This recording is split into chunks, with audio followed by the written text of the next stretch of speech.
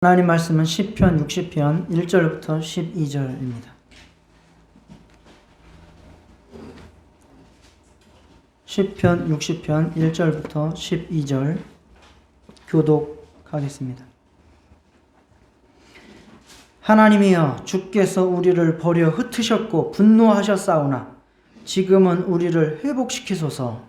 주께서 땅을 진동시키사 갈라지게 하셨사오니 그 틈을 비우소서. 땅이 흔들림이니이다. 주께서 주의 백성에게 어려움을 보이시고 비틀거리게 하는 포도주를 우리에게 마시게 하셨나이다. 주를 경외하는 자에게 이빨을 주시고 진리를 위하여 달게 하셨나이다. 주께서 사랑하시는 자를 건지시기 위하여 주의 오른손으로 구원하시고 응답하소서. 하나님이 그의 거룩하심으로 말씀하시되 내가 뛰놀리라. 내가 세겜을 나누며 숲꽃 골짜기를 측량하리라. 길르앗이 내 것이요 므낫세도 내 것이며 에브라임은 내 머리의 투구요 유다는 나의 규이며 모압은 나의 목욕통이라. 에돔에는 나의 신발을 던지리라. 블레셋아 나로 말미암아 외치라 하셨다. 누가 나를 이끌어 견고한 성에 들이며 누가 나를 에돔에 인도할까? 하나님이여, 주께서 우리를 버리지 아니하셨나이까. 하나님이여, 주께서 우리 군대와 함께 나아가지 아니하시나이까. 우리를 도와 대적을 치게 하소서. 사람의 구원은 헛됨이니이다. 우리가 하나님을 의지하고 용감하게 행하리니 그는 우리의 대적을 밟으실 이시니로다. 아멘. 예, 오늘은 다윗의 믹담 마지막 시간 6번째 시간입니다. 자, 다윗의 믹담은 몇 편이라 그랬죠? 6편이라고 지금 1초 전에 말씀드렸습니다. 16편, 그리고 56, 57, 58, 59, 60 이렇게 6편이 다윗의 믹담이라고 쓰여 있습니다. 지난주에는 우리가 59편을 살펴봤는데 그 내용은 다윗이 사울이 보낸 군사들에게 포위된 상황에서 하나님께 드린 기도를 살펴봤죠. 그래서 그는 자기가 잘못한 것이 없음을 하나님 앞에 호소하는 의의 호소의 기도를 드렸고, 또 하나님을 믿을 때에 관념적인 믿음이 아니었어요. 정말 진짜 실제적이고 실상의 믿음, 하나님이 바로 앞에 있듯이 옆에 있는 것처럼 구체적으로 그렇게 믿었다는 사실, 그리고 하나님 앞에서 확신을 받고 난 다음에는 이제 결단을 하는 거예요. 이제는 불평을 하지 않고 찬양을 하게 되고, 원망이나 어떤 저주나 이런 것들이 없이 하나님 앞에 주님 뜻대로 살겠다라고 하는 결단의 기도를 드린 것을 우리가 살펴봤습니다. 오늘은 전쟁 중에 쓴 겁니다. 전쟁 중에. 자, 그 제목 시편 60편에 1절이 시작되기 전에 좀 설명이 써 있죠. 예, 다 같이 한번 읽어볼까요? 시작. 다윗이 교훈하기 위하여 지은 믹담, 인도자를 따라 수산 에두스에 맞춘 노래. 다윗이 아람 나하라임과 아람 소바와 싸우는 중에 요압이 돌아와 에돔을 소금 골짜기에서 쳐서 12,000명을 죽인 때에, 전쟁 중에 쓰인 겁니다. 전쟁 중에.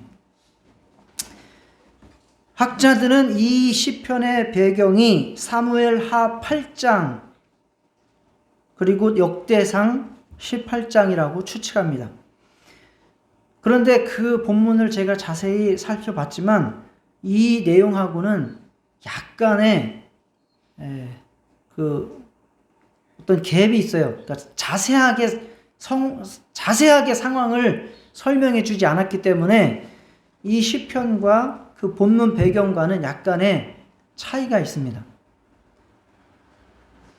그래서 이 시편을 배경으로, 이 시편을 근거로 해서 그 성경들을 다시 보면 대충 이러할 것이라고 추측을 합니다. 아람은 이스라엘의 북쪽에 있습니다. 그죠? 에돔이라고 하는 나라는 남쪽에 있습니다. 그래서 지금 다윗이 하나님의 사명을 받아서 이방 민족들을 쳐부수면서 영토를 확장하는 중에 있습니다. 승승장구하게 하셨습니다.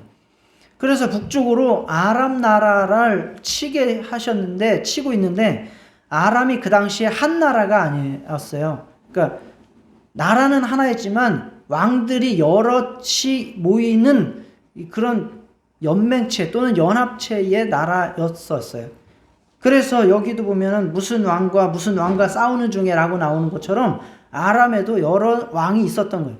그래서 그 왕들이 여럿 있으니까 이게 그 왕들과 북쪽에서 막 전쟁을 하고 싸우고 있는데 그 와중에 남쪽에서 에돔이 이스라엘을 쳐들어온 겁니다. 그러니 얼마나 이게 그 뒷문이 열렸대. 뒷마당 열렸잖아요. 그 게임할 때 보면 뒷마당 털렸다고 하잖아요. 무슨 게임이죠, 그거? 뒷마당 털렸다고 하지 않습니까? 뒷마당 털리는 거예요. 완전히. 위로 전쟁, 온 총력을 다해서 아람과 힘겹게 싸우고 있는데 남쪽에서 에돔이 이스라엘을 침략해서 쳐들어온 겁니다. 그래서 지금 전쟁의 초반인데 대패를 합니다. 완전히 쫄딱 망하게 생겼습니다. 그 상황, 사무엘 하나 역대상에는 이 내용이 안 나오지만 지금 이 시편을 보면 초반 전쟁에서 지금 완전히 박살이 난 상황이에요. 다윗이 자기가 감당을 못할 정도로 힘든 지경에 빠진 아주 쫄딱 망하게 생긴 패전의 위기에 놓인 상황입니다. 그 상황에서 하나님 앞에 기도를 하는, 승리를 기원하는 기도를 드리는 내용이 바로 시편 60편입니다. 내용은 읽어보시면 알겠지만 굉장히 무겁죠. 지금 이 전쟁에서 지금 초반에서 대패를 하고 있는 이 상황을 하나님께서 그렇게 만드셨다라고 지금 다윗이 해석을 하고 있습니다. 그래서 60장 1절부터 3절까지도 보면은 하나님이여 주께서 우리를 버려 흩으셨다라고 했습니다. 하나님이 우리를 버려서 흩으셨어요. 그리고 하나님께서 지금 나에 대해서, 그리고 우리 하나님이 택한 민족 이스라엘에 대해서 분노하셨다고 말하고 있습니다. 하나님이 버려서 흩으시고 분노하시고, 또 2절에 보면 주께서 땅을 진동시키사 갈라지게 하셨사오니, 땅을 갈라지게 하셨어요. 완전히 우리의 기반과 터를 다 무너뜨리셨다는 거예요, 지금 하나님이. 3절, 주께서 주의 백성에게 어려움을 보이시고 비틀거리게 하는 포도주를 우리에게 마시게 하셨나이다.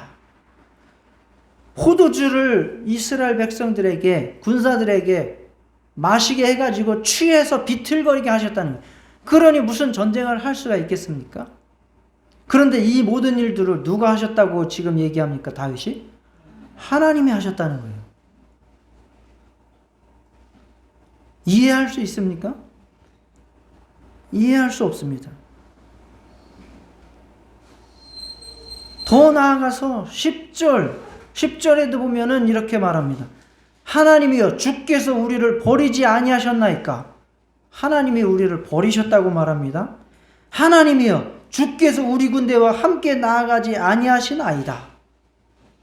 지금 우리 군대하고 함께 나아가지 않으신다고, 이렇게 버림받은 심령, 정말 하나님에 대한 원망과 어떤 불평이 가득 담길 수 있는 그런 상황에서 지금 하나님 앞에 기도를 하고 있는 모습입니다. 그런데 다윗은 전쟁에서 패해서 힘들어하는 상황 속에서도 다윗은 계속해서 하나님 앞에 은혜를 구하고 있다는 사실, 회복시켜달라고 기도하고 있습니다. 그리고 말씀을 받아서 그 말씀으로 자기의 심령을 든든하게 세우면서 하나님께서 그 약속대로 우리를 승리로 이끌어 달라고 기도하고 있고, 나중에는 끝까지 내가 하나님을 믿을 테니까 대적을 함께 치러 가십시다라고 하나님을 강권하고 있습니다. 오늘 우리가 힘들고 어려운 상황, 이해할 수 없는 상황, 이해할 수 없는 상황일 때가 더 우리가 난감한 거예요. 뭐 이해할 수 있으면 우리가 수긍을 하고 그렇게 고치고 뭘 해서 나갈 수 있지만, 이해할 수 없는 상황, 고통의 상황, 고난의 상황이 닥쳤을 때 우리가 어떻게 하나님 앞에 나아가야 될까를 이 세 가지를 함께 살펴보면서 우리의 믿음을 점검하고 또 앞으로의 신앙생활을 잘 할 수 있도록 힘을 얻도록 하겠습니다. 자, 다윗이 전쟁에서 알 수 없는 이유로 패배를 당했습니다.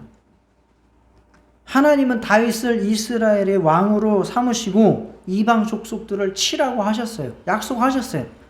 모든 영토를 다 주신다고 하셨어요. 유업으로 주신다고 하셨어요. 다윗뿐만 아니라 자손들에게도 주신다고 하셨어요. 그러면 전쟁에서 이기는 것은 당연한 겁니다. 다윗은 무슨 욕심을 가지고 전쟁을 하는 게 아닙니다. 사명을 가지고 생명을 바쳐서 싸우고 있는 중입니다.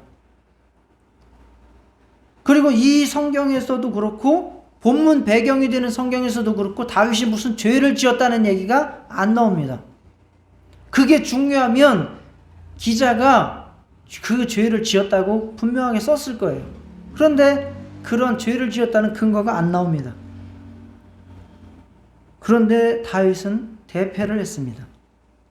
왜 패배하게 하셨는지도 모릅니다.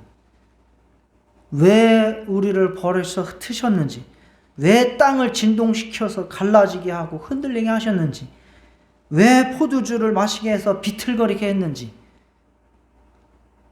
왜 하나님이 우리와 함께 하지 않으시는지, 왜 우리를 버리셨는지 아무 이유를 모릅니다. 그냥 지금은 다 쫄딱 망한 상태, 그 상황입니다. 이 상황에서 다윗이 하는 신앙의 행위를, 기도를 보십시오. 다윗이 하나님 앞에 따지고 이유를 묻고 항변하는 내용이 있습니까? 없습니까? 한마디도 없습니다. 욥이 나중에 회개하지요. 왜 회개했죠? 네. 욥이 죄가 있어서 회개했습니까? 아니요. 하나님 앞에 따지고 물은 거 회개한 거예요. 내가 감히 하나님 앞에 따지고 물었습니다 라고 회개한 거예요. 다윗은 어떻게 보면 욥보다 뛰어난 믿음을 가진 거예요. 이렇게 이해할 수 없는 전멸의 상황, 정말 망국의 상황 속에서 하나님 앞에 이유를 묻지 않습니다.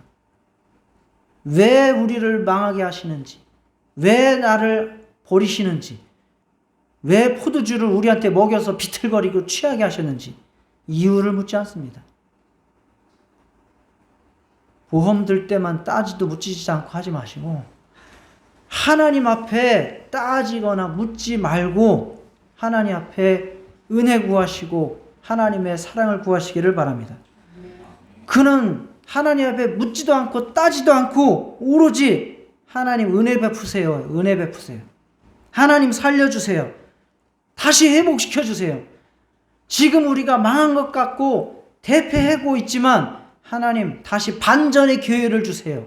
라고 기도할 뿐입니다.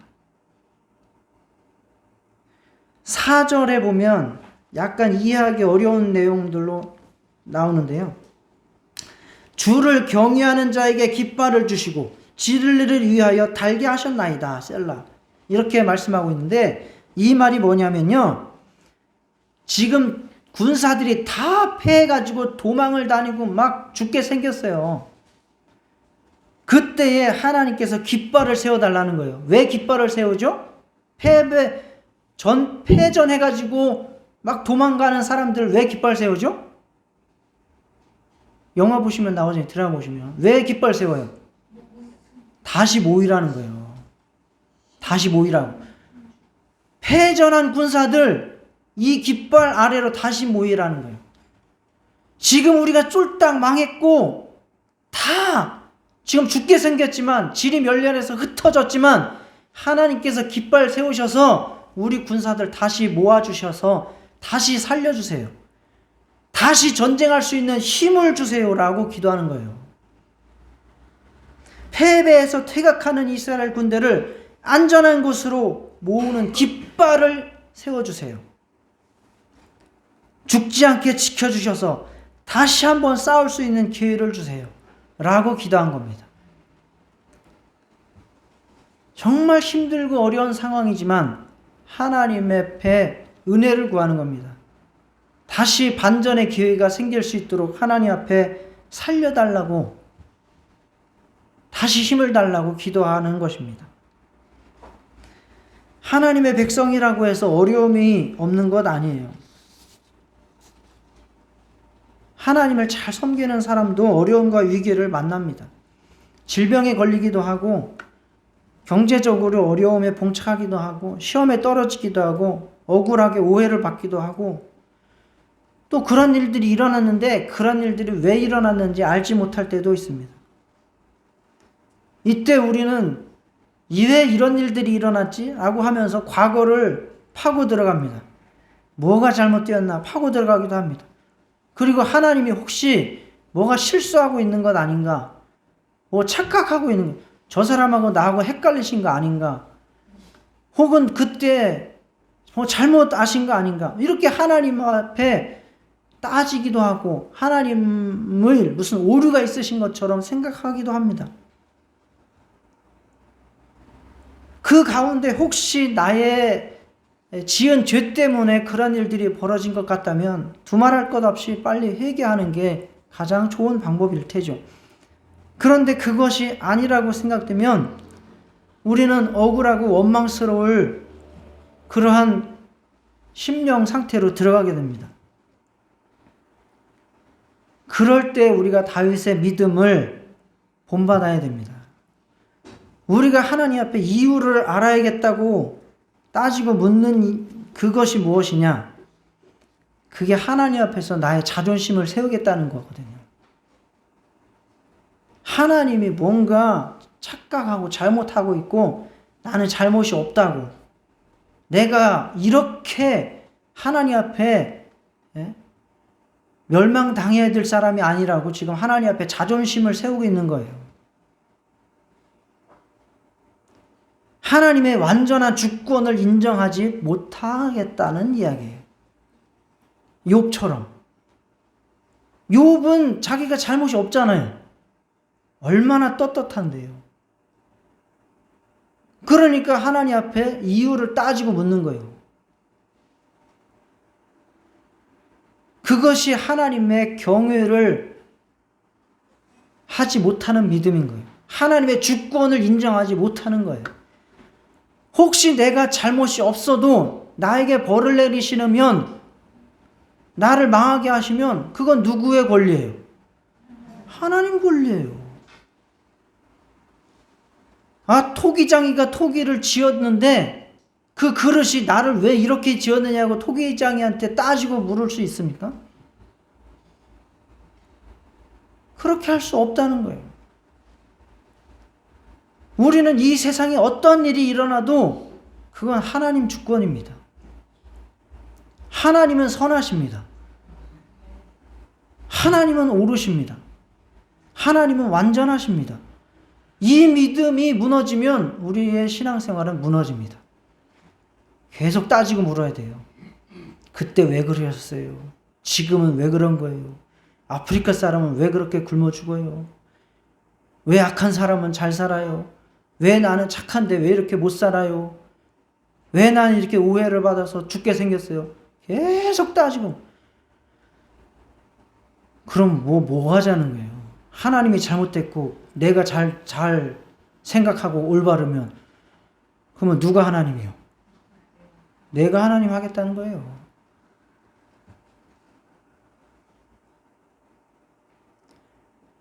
무언가 일이 벌어지고 억울하든 대패를 했든 실패를 했든 좌절을 했든 낭망을 했든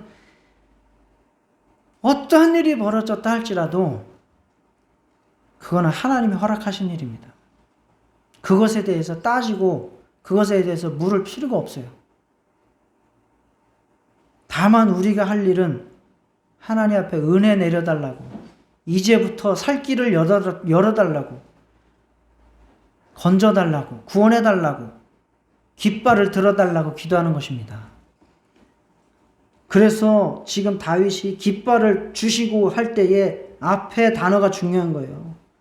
어떤 자에게 깃발을 주시고? 주를 경외하는 자에게 깃발을 주시고요. 이게 바로 묻지도 따지지 않는 다윗의 믿음의 핵심, 경외입니다. 경외. 하나님의 주권을 인정하고 그분께서 하시는 일은 다 옳다. 그것을 인정하고 내가 따라가겠다라고 하는 그러한 경외. 그런 자들에게 하나님께서 깃발을 들어주실 줄 믿습니다. 다시 반전의 기회를 주실 줄 믿습니다. 그래서 그는 하나님을 경외하면서 기도합니다. 하나님, 은혜를 내려주십시오. 회복시켜 주십시오. 틈을 기워 주십시오. 다시 일어날 힘을 주시고 진리를 위해 다시 싸워 승리하게 해 주십시오. 하나님의 주권을 인정하며 끝까지 나가게 싸우니 반전의 기회를 만들어 주십시오. 이 전세를 역전시켜 주십시오. 은혜를 간구합니다. 주님, 어디로 피해야 할지 가르쳐 주십시오. 한 번 더 싸울 수 있는 기회를 주십시오. 이렇게 끝낼 수는 없습니다. 제발, 제발 승리의 길을 알려주십시오. 라고 은혜를 구한 것입니다. 우리도 하나님 앞에 때로는 하나님께서 나를 그러한 고통의 순간으로 허락하시고 몰아넣는 것 같을지라도 하나님 앞에 따지고 묻기 전에 정말 하나님께서 옳은 일을 하셨고 이제 저를 살려주시고 구원을 베풀어 달라고 은혜를 구하며 다시 반전의 기회를 하나님 앞에 사모하시는 저와 여러분 되시기를 축원합니다. 그리고 다윗이 그러한 절망적 전쟁의 위기 상황 속에서 한 것은 성소로 들어가 기도한 것입니다. 6절부터 8절은 다윗이 성소에 들어가서 기도한 내용입니다. 기도할 때에 어떠한 일이 있었는가? 바로 하나님께서 과거에 다윗이 기도할 때에 하나님께서 약속하셨던 그 약속을 기억해낸 것입니다. 자, 하나님이 그의 거룩하심으로 말씀하시되, 지금 말씀하셔요. 내가 뛰놀리라, 내가 세겜을 나누며 숫국 골짜기를 측량하리라. 측량하리라가 지금 현재형처럼 또는 미래형처럼 나왔는데 원문에는 과거형이에요.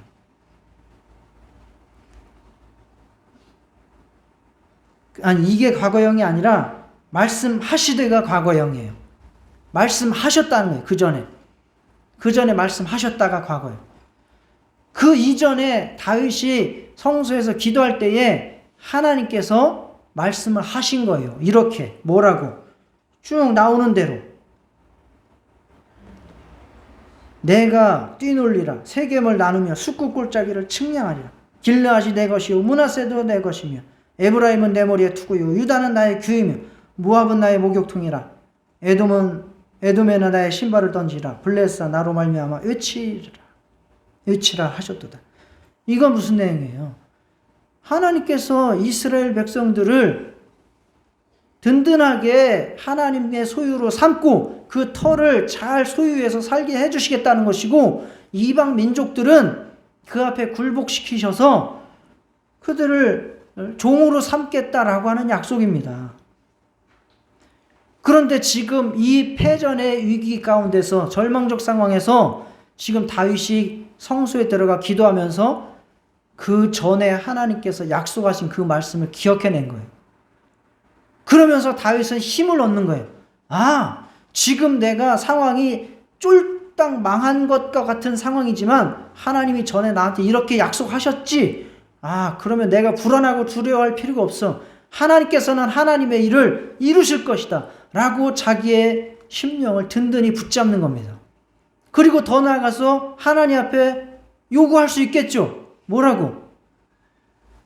하나님이 전에 저한테 이렇게 약속하지 않으셨습니까? 이스라엘 백성을 지키시고 보호하시고 주변의 이방 민족들은 종으로 삼게 해주시다고 하지 않으셨습니까? 이제 지켜주셔야죠 라고 하나님 앞에 그 약속의 말씀을 붙들고 기도할 수 있는 겁니다. 믿음은 하나님의 약속을 붙잡고 그 안에 머물러서 살아가는 겁니다. 믿음은 내 상황을 붙들고 상황이 좋으면 믿음이 좋고 상황이 나쁘면 믿음이 안 좋고, 그것이 아니라 내 안에 말씀이 있어서 그 말씀이 나에게 믿음이 되면 그것이 바로 나에게 힘이 되고 능력이 되는 것입니다. 믿음은 말씀을 붙잡는 거예요. 여러분들이 기쁨이 있고 생동감이 있고 영혼의 생명이 있는가 없는가 솔직히 말해서 딱 보면 알아요. 대화해보면 알아요. 어떻게 알아요? 내가 심령을 꿰뚫어 볼 수 있어서 아는 게 아니라 그 안에 생명이 있고 소망이 있고 사랑이 있고 능력이 있는 사람은 그 안에 뭐가 있어요? 뭐가 있겠어요? 말씀이 있는 거예요. 말씀을 받은 거예요. 그 말씀이 영혼에 임한 거예요. 그런 사람은 상황이 어떠하든지 그 안에 평안이 있습니다. 그 안에 생동감이 있고 생명이 있습니다. 그러나 교회를 다녀도 말씀이 안 들어온 사람은 계속 환경에 짓눌려서 얼굴도 어둡고 생동감도 없고 불평과 불명한 미움과 질투와 시기가 가득할 뿐입니다. 여러분들의 경험을 한번 보세요. 여러분들에게 지금 말씀이 있습니까? 없습니까? 여러분이 정말 믿음이 있을 때에 하나님께서 여러분에게 말씀을 주시지 않았습니까? 다윗은 그렇게 절체절명의 위기의 상황 속에서도 하나님의 약속의 말씀이 기억났기 때문에 그는 힘을 얻고 평안을 얻고 하나님께서 승리 주실 줄 믿고 하나님 앞에 담대하게 나아갈 수 있었던 겁니다. 베드로가 물 위를 걸었을 때는 예수님의 말씀이 자기에게 심령에게 들어왔을 때예요. 그 물 위를 걸었어요. 걱정이 없었어요. 환경을 이겼어요. 그러나 물속에 빠져들어갈 때는 뭐가 사라졌어요? 심령 속에서. 예수님의 말씀이 사라지고 뭐가 보였어요? 환경이 보인 거예요. 폭풍우가 보인 거예요. 이게 믿음과 믿음이 아닌 것의 차이입니다. 이것을 날마다 점검하셔야 돼요. 이것을 누가 어떻게 할 수가 없어요. 여러분의 심령 속에 누가 말씀을 집어넣어 줍니까? 목사가 소리치고 해봤자 마음문을 열고 그 말씀을 받아들이는 사람은 누구예요? 나예요. 자신이에요. 심지어는 예수님도 밖에서 문을 못 열어요. 그래서 성화에 보면은 예수님이 밖에서 노크를 하고 있는데 안에 문이 있어요. 밖에 뭐가 없어요? 손잡이가 없어요. 성화에 보면. 예수님이 들어갈 수 있도록, 말씀이 들어갈 수 있도록 누가 할 수 있는데요? 나밖에 못하는 거예요. 성령의 감동을 누가 받을 수 있는데요? 내가 열고 그것을 사모하지 않으면 성령께서는 들어올 수 없어요. 성령은요, 굉장히 무한을 잘 타시는 분이에요. 혈액형이 B형인가?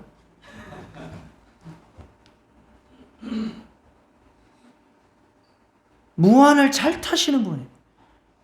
자기를 존중하고 인정해 주지 않으면 절대로 그 안에 들어가 역사하지 않아요.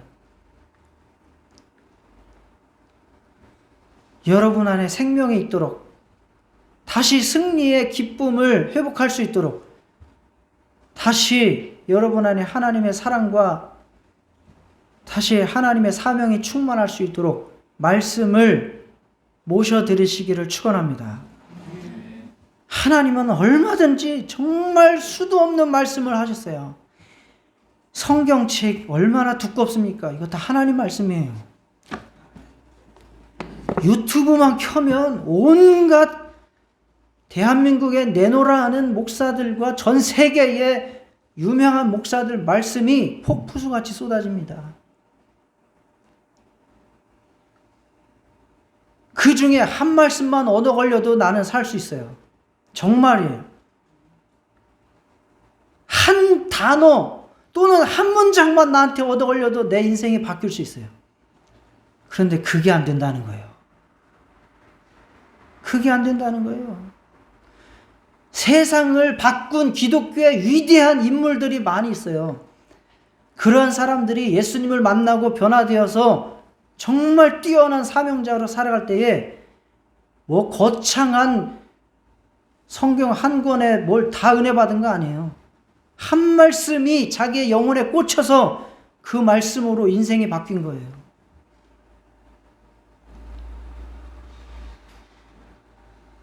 절체절명의 위기의 순간에 여러분 안에 하나님의 말씀이 임하시기를 축원합니다.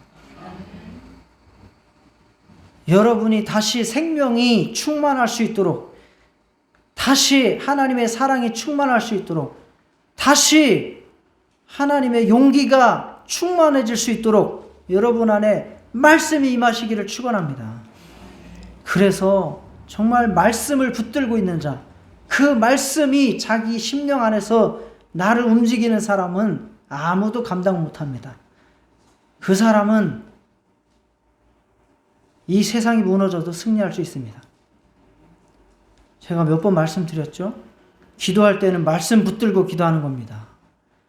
내가 요구하는 건 뭐 이거 주세요 저거 주세요 백날 해봤자 그게 내게 믿음이 되고 소망이 되지 않아요.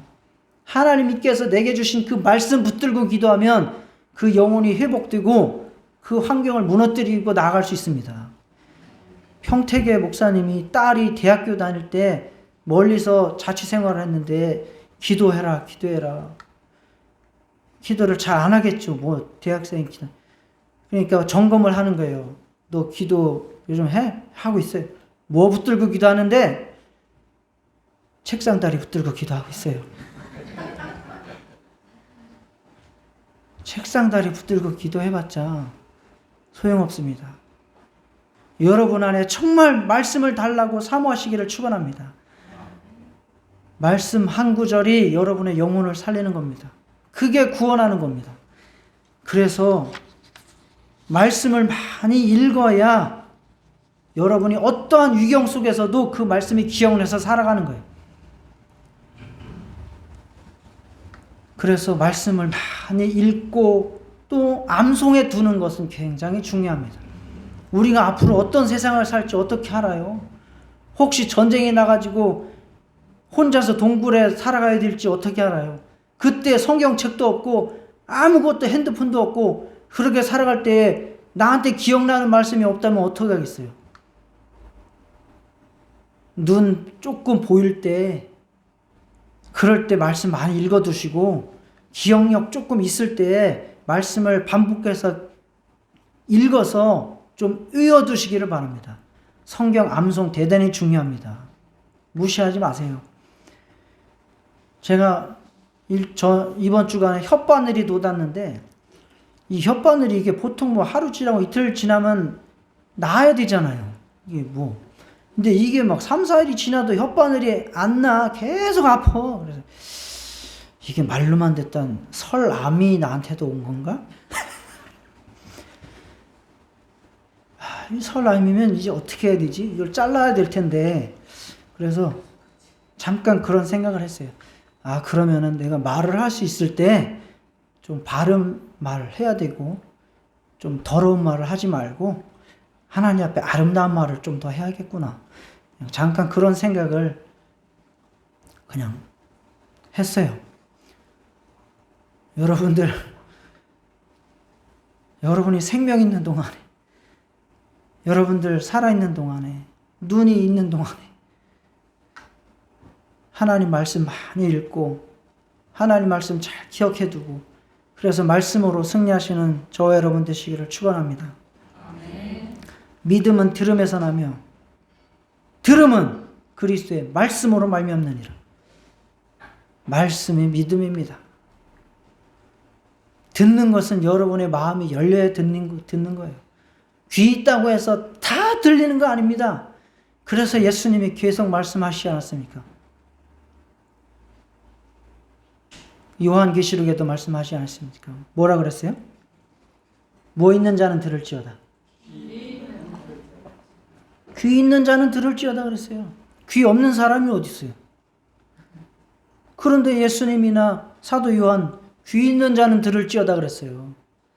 정말 들을 귀 있는 자가 복 있는 줄 믿습니다. 정말 들을 귀 있는 자가 복 있는 거예요. 정말 말씀을 들어도 왜 그게 심령 속에 들리지 않을까? 왜 그게 믿음이 되지 않을까? 정말 안타깝습니다. 정말 들을 귀를 달라고 기도하시기 바랍니다. 정말 마음을 열어달라고 기도하시기 바랍니다. 그래야 살 수 있어요. 그래야 영혼이 살 수 있습니다. 자, 마지막으로 세 번째, 대적을 치게 하소서라고 끝까지 하나님 앞에 다윗이 기도합니다. 지금 전세가 뭐 바뀌는 건 없어요. 여전히 쫄딱 망해갖고 도망치고 있어요. 다윗은 끝까지 하나님을 의지합니다. 자신을 도와줄 힘이 이 세상 어디에도 없음을 고백합니다. 사람의 구원은 헛되다고 고백합니다. 11절에 말씀하죠. 우리를 도와 대적을 치게 하소서. 사람의 구원은 헛됨이니이다. 이 세상 어떤 것도 다윗에게 도움이 될 만한 것이 없고 사람이 자기를 돕는다 할지라도 그것은 헛되다라고 말합니다. 오직 누구만이 자기에게 도움이 되십니까? 하나님만이 도움이 되신다고 말합니다. 하나님만이 대적을 밟으실 뿐이라고 믿고 있습니다. 자신은 그래서 끝까지 하나님을 의지하고 하나님과 함께 용감하게 다시 전쟁터로 나가겠다라고 기도하고 있습니다. 그래서 어떻게 됐습니까? 하나님이 함께 하셔서 전쟁터로 나갔고요. 사무엘하 8장 13절 14절에 보면 이와 같이 말합니다. 다윗이 소금 골짜기에서 에돔 사람 18,000명을 죽이고 돌아와서 명성을 떨치니라. 다윗이 에돔의 수비대를 두되 온 에돔의 수비대를 두니 에돔이 다윗의 종이 되니라. 다윗이 어디로 가든지 여호와께서 이기게 하셨더라. 결국 하나님 앞에 긍휼을 구하며 나아가고 말씀을 붙들고 나아가고 하나님을 피난처로 삼고 하나님을 도움 삼고 끝까지 용기 있게 전쟁터로 다시 나아간 다윗, 하나님께서 승리케 하셨습니다. 다윗의 믹담, 핵심을 말하자면 다윗은 하나님께 피하는 믿음을 가졌습니다. 다윗이 잘못한 것도 많아요. 때로는 교만한 적도 있고 때로는 살인죄도 저질렀고 때로는 간음죄도 저질렀고 뭐 여러 가지의 연약한 죄들 많이 저질렀습니다. 그럼에도 불구하고 왜 하나님께서 다윗을 내 마음에 합한 자라 라고 하셨는가? 다윗은 하나님을 의지했던 사람입니다. 하나님께 피했습니다. 우리의 인생에 몰려오는 어려움들, 영혼을 좌절시키는 것들, 사명을 포기하게 만드는 문제들 많이 있습니다. 하나님만이 이 모든 문제들을 밟고 이기실 분인 줄 믿습니다. 하나님이 우리와 함께 하시면 승리할 수 있습니다. 문제는 해결될 것입니다. 원수는 떠나갈 것입니다. 하나님의 영광 받으실 것입니다. 항상 하나님께 피하시고 하나님의 은혜를 구하시고 하나님의 말씀을 붙들고 승리하시기를 축원합니다. 시편 60편은 교훈하기 위해서 쓰인 시라고 말합니다. 교훈하기 위해서. 누구에게 개인이나 공동체가 위기를 맞았을 때 이렇게 기도하라 라고 쓰인 것입니다. 우리가 살다 보면 고난도 당하고 위기도 겪고 할 때 이 시편 60편을 기억하시기 바랍니다. 그래서 정말 하나님의 주권을 인정하면서 하나님의 은혜 구하고 정말 다시 말씀을 기억하면서 말씀을 붙들고 나아가시면 정말 하나님께서 함께 해달라고 하나님께서만이 나의 힘과 능력이라고 고백하면서 남은 인생 승리하시기를 주 예수의 이름으로 축원합니다. 다 같이 기도하시겠습니다. 하나님 아버지, 주님께서 역사하여